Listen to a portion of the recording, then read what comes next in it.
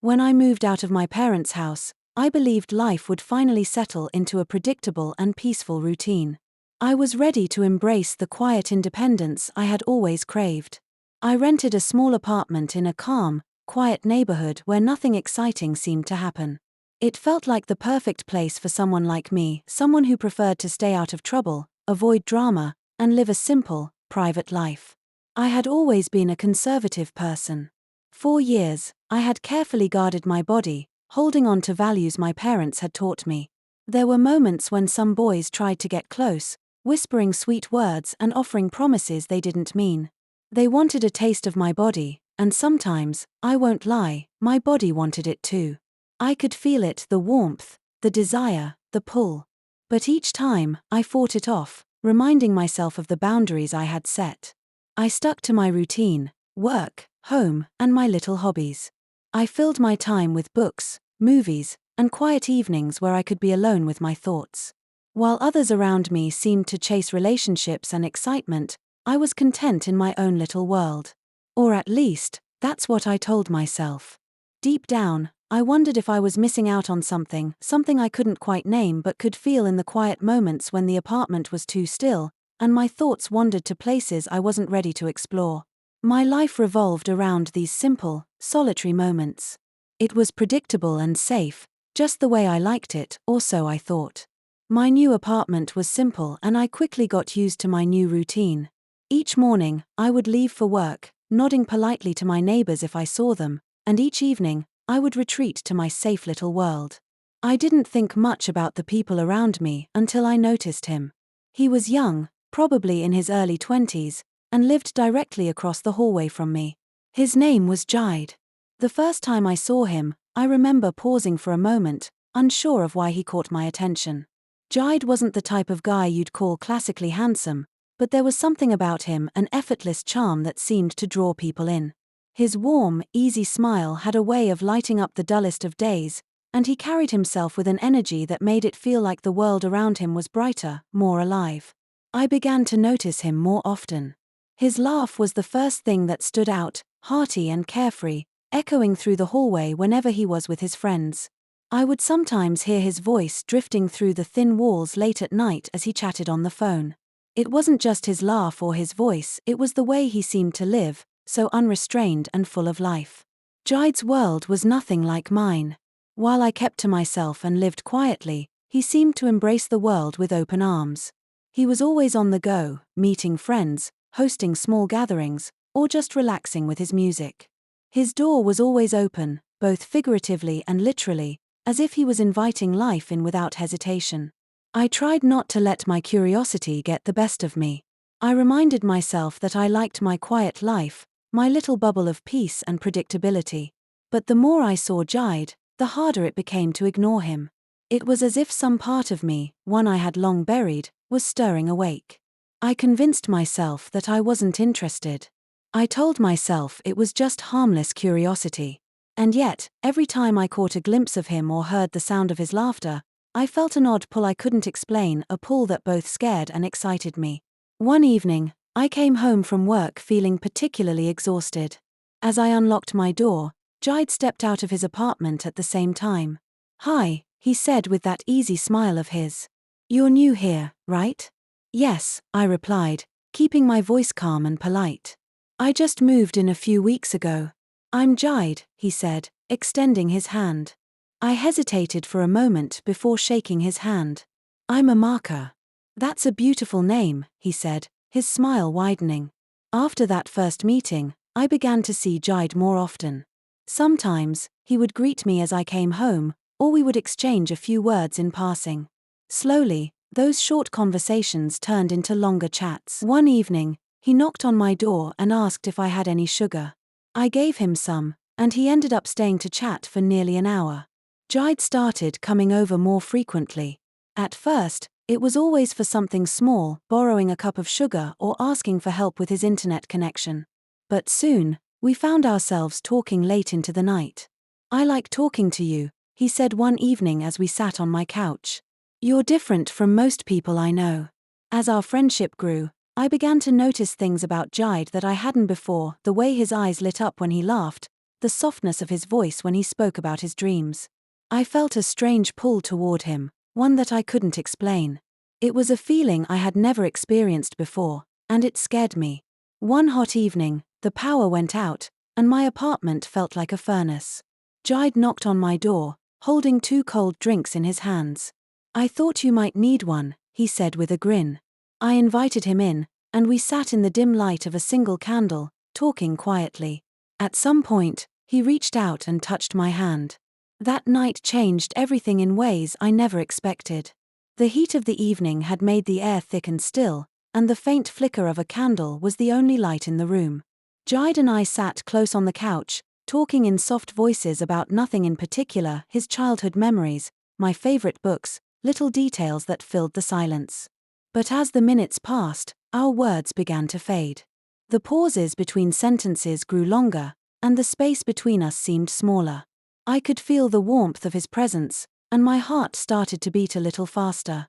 I glanced at him, and he was already looking at me. His gaze was steady, his eyes deep and searching, as though he could see into the parts of me I tried to keep hidden. "Amaka," he said softly, his voice barely above a whisper. The way he said my name sent a strange shiver through me, and I suddenly felt nervous, like something important was about to happen. I didn't reply. I couldn't. My mind was racing, and my hands fidgeted in my lap. But I didn't look away. In that moment, it was as if time had slowed. Jide leaned in just slightly at first, giving me a chance to move away if I wanted to. But I didn't. I couldn't. Something inside me told me to stay. Before I could overthink it, his lips met mine, soft and warm, in a kiss that seemed to erase everything else around us. The world outside faded. The heat of the room, the faint hum of the city in the distance, it all disappeared. I didn't know how to describe what I felt in that moment. It wasn't just the kiss itself, but everything it stirred within me. It was like a door I had kept locked for so long had suddenly swung open, letting in feelings I didn't even know I was capable of. For a few seconds, I forgot who I was supposed to be. I wasn't the cautious, reserved girl who avoided risks and locked her heart away. I was someone else, someone who, for the first time, let herself feel without holding back. When we finally pulled away, I was breathless, my heart pounding so hard I was sure Jide could hear it.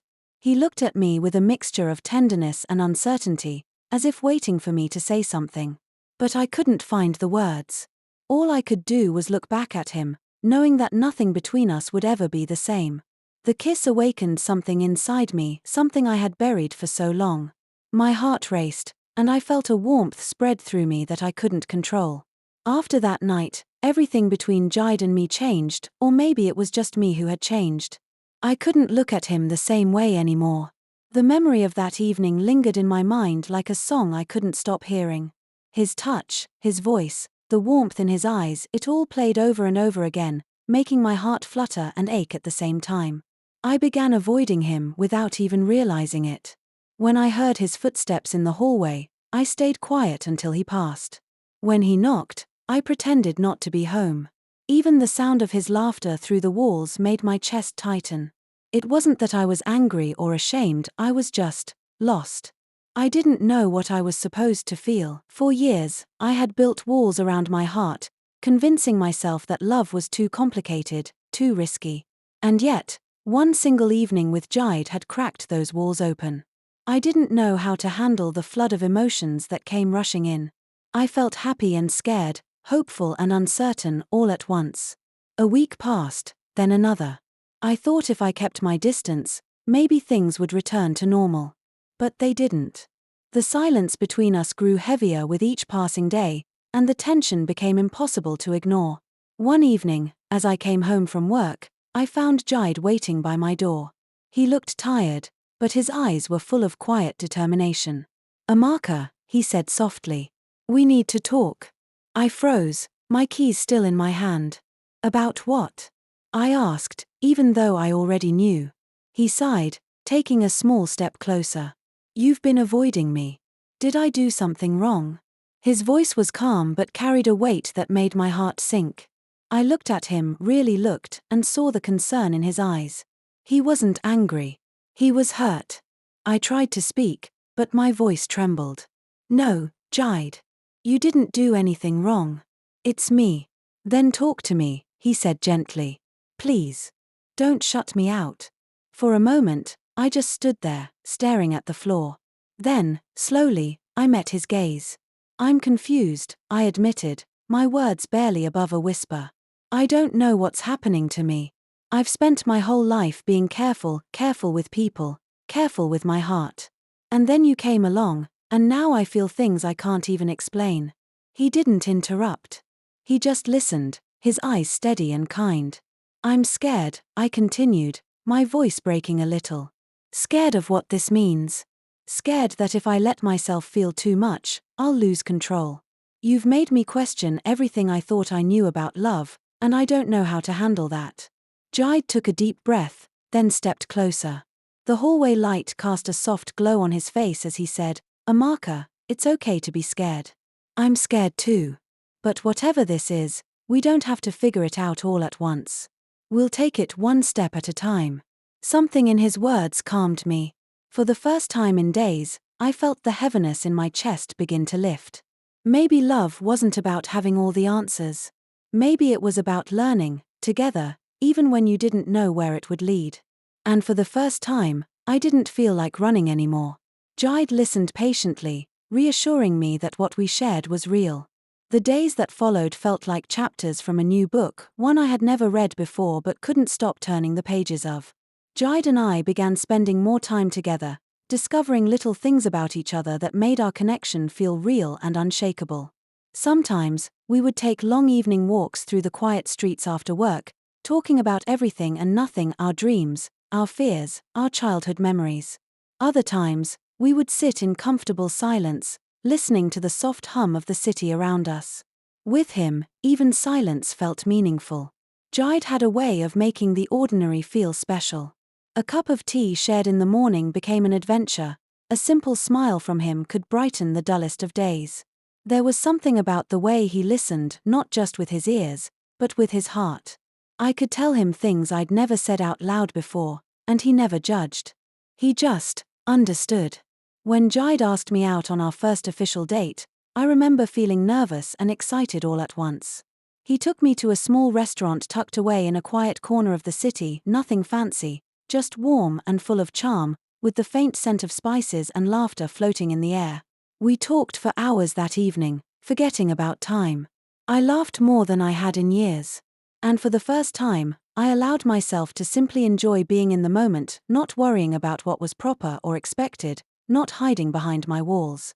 But as our bond grew stronger, I found myself fighting an inner battle. My upbringing, my values, my fears, all of it clashed with the emotions Jide awakened in me. I had always believed love should be calm, predictable, and safe. But what I felt with Jide was different. It was alive, raw, and filled with emotions I didn't know how to name. There were nights I lay awake, wondering if I was doing the right thing. Was I changing too much? Was I losing the person I used to be? Yet, deep down, I knew I wasn't losing myself, I was growing. I was learning what it meant to truly care for someone, to let love in without fear. One evening, as the sun dipped below the horizon, painting the sky in shades of orange and gold, Jide took my hand and said, Amaka, you make my world feel different, warmer. I don't know what the future holds, but I want you to be part of it. The sincerity in his voice left me speechless. In that moment, I saw the depth of his heart, and I realized how much he valued me, not for how I looked, but for who I was. Weeks later, Jide introduced me to his family. I was nervous, unsure of what they would think of me. But they welcomed me with open arms, their warmth and laughter filling the room. Seeing Jide with his family, the way he cared for them, the respect he showed his mother, the tenderness in his words, made me love him even more. Our relationship wasn't perfect. There were moments of doubt, moments when I pulled away, afraid of how deeply I was falling. But Jide never let go. He stood by me through every moment of uncertainty, reminding me that love wasn't about perfection, it was about patience, trust, and understanding. Through him, I learned that love doesn't always arrive in the way we expect. Sometimes, it comes quietly, through gentle words and small acts of kindness. Sometimes, it challenges you, pushes you to face parts of yourself you've been afraid to see. Jide became not just someone I cared about, he became my safe place, my mirror, my reminder that love can be both soft and strong. And so, when we finally decided to take the next step in our journey, it wasn't out of impulse or pressure. It was a calm, certain choice, two hearts choosing to walk the same path, no matter where it led. For the first time in my life, I wasn't afraid of love anymore. I was ready to embrace it, fully, freely, and without fear.